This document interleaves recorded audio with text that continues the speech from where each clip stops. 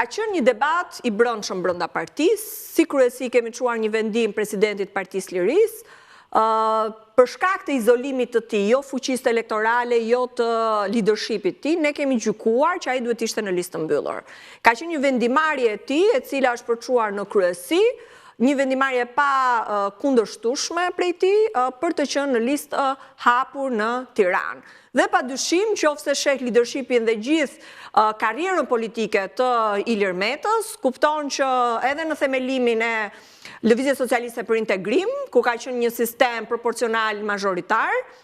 ai nuk preferoi dhe nuk krijoi një parti për të vendosur veten si deputet sigurt në proporcional, por shkojnë në skrapar dhe garojnë në majoritar. Nëse merr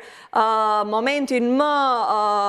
mund të them të debatit shumë të madh të listave të mbyllura që u bën në 2008 ku ndryshua kodi zgjedhor me dy synime.